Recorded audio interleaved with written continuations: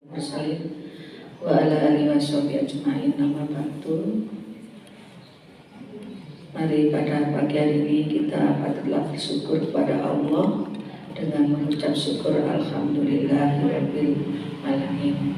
Mudah-mudahan Allah selalu kepada kita kenikmatan iman, Islam dan kesehatan sehingga kita masih dapat menghadiri acara kegiatan kita yaitu pengajian rutin Ibu Tohari. Salawat dan salam tetap lanjutkan kepada Muhammad Sallallahu Alaihi Wasallam yang telah memberikan syafaat kepada kita nanti di akhir zaman.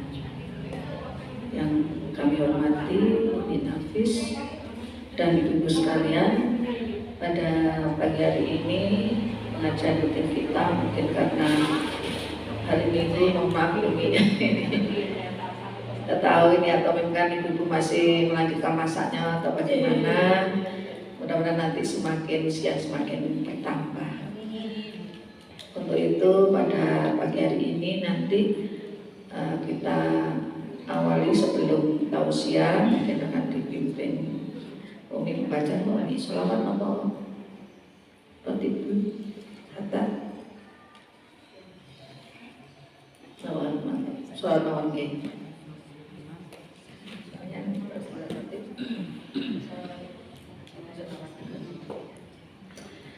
pada pagi hari ini kita membaca sholawat dan dilanjutkan tausiah yaitu baca nafis yang melanjutkan pembelajaran kita yaitu tentang kitab Bidayatul Hidayah. Mudah-mudahan nanti pagi hari ini apa yang disampaikan oleh Ibu Baca Nafis sangat bermanfaat bagi kami dan bisa kita amalkan. Sebelumnya mari kita awali pengajian dengan bacaan suratul Fatihah ila fatina Mustafa Rasulullah sallallahu alaihi wasallam. Al-Fatihah. A'udzu billahi minasy syaithanir rajim. Bismillahirrahmanirrahim. Alhamdulillahi rabbil alamin. Ar-Rahmanir Rahim. Maliki yaumiddin. Iyyaka na'budu wa iyyaka nasta'in.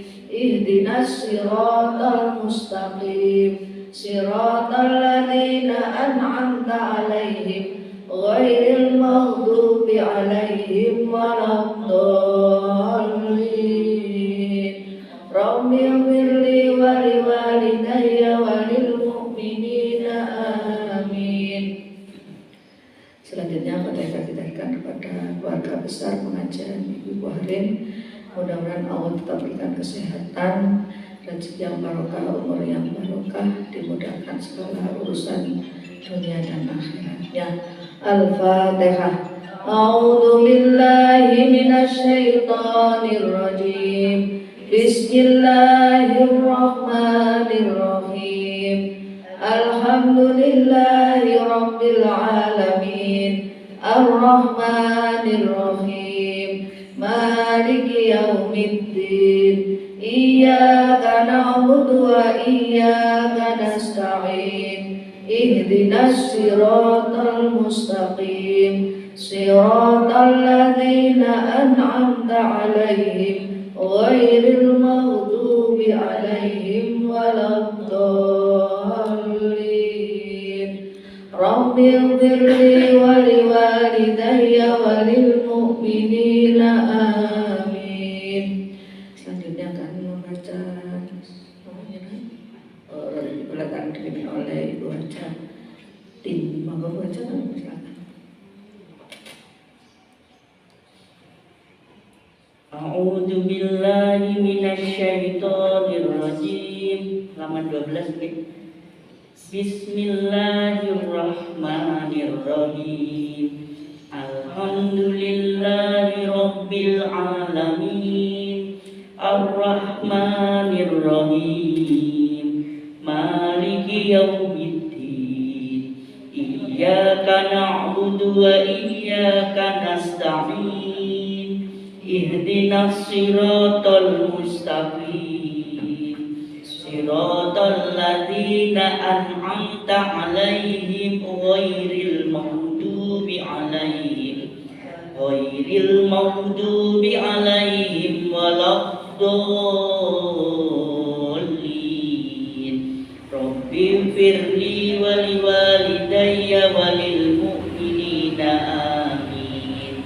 Allahu la ilaha illa huwal hayyul qayyum la ta'khudhuhu sinatun wa la nawm lahu ma fis samawati wa ma fil ard man dzal ladzi yashfa'u 'indahu illa bi idnihi ya'lamu ma baina aydihim wa ma khalfahum wa la yuhituna bi shay'in min ilmihi illa bima syaa wasi'a kursiyyuhu samawati wal arda wa la ya'uduhu hifdhuhuma wa huwal 'aliyyul 'azim. Amanar rasulu bima unzila ilaihi min rabbihi wal mu'minun kullun amana billahi wa malaikatihi wa kutubihi wa rusulihi la nufarriqu baina ahadin min rusulihi wa qalu sami'na wa ata'na ghufranaka rabbana wa ilaikal masir. La yukallifullahu nafsan illa wus'aha laha ma kasabat wa 'alaiha maktasabat.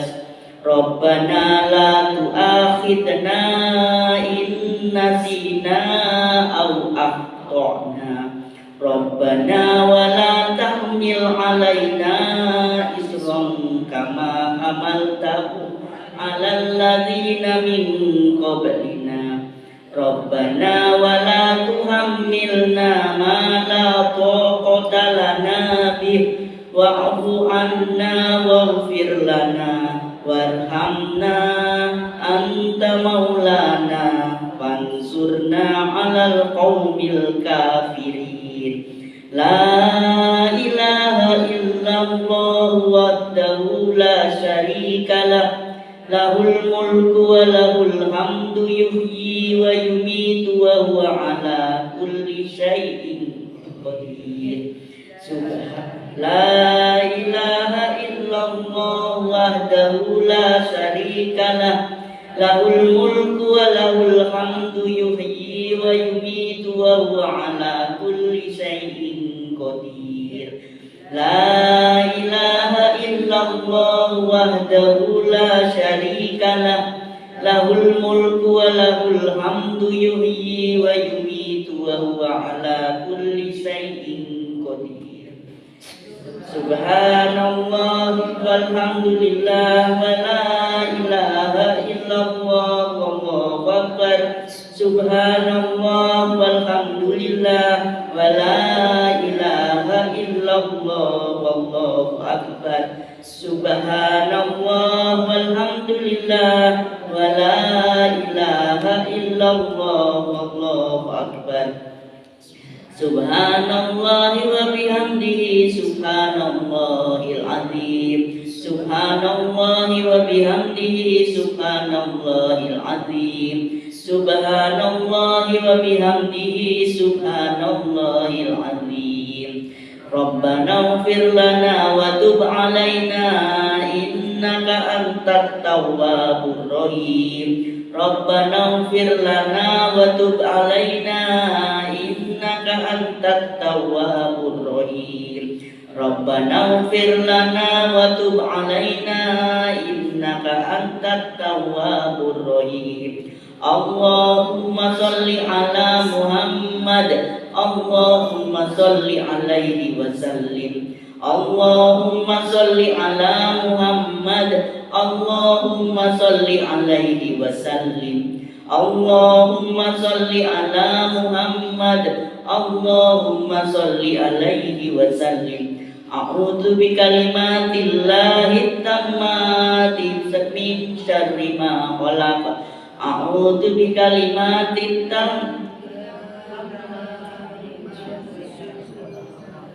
A'udzu bi kalimatillahi tammati Muhammadin min syarri ma khalaq. Bismillahilladzi la yadurru ma'asmihi syai'un fil ardi wala fis samaa'i wa huwas samiul alim. Bismillahilladzi la yadurru ma'asmihi syai'un fil ardi wala fis samaa'i wa huwas samiul alim. Bismillahilladzi la yadurru ma'asmihi syai'un fil ardi wala fis samaa'i wa huwas samiul alim. Nabillahi rabban wa bil islami Bi Muhammadin ya wa rasulah Rabba wa bil islami dina wa bi Muhammadin nabiyya. Radina billahi rabba wa bil islami dina wa bi Muhammadin nabiyya.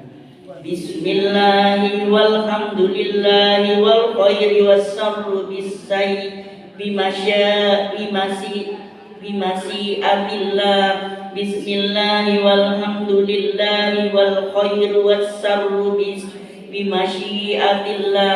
Bismillahi walhamdulillahi wal khairu wassarru bimasyiatillah.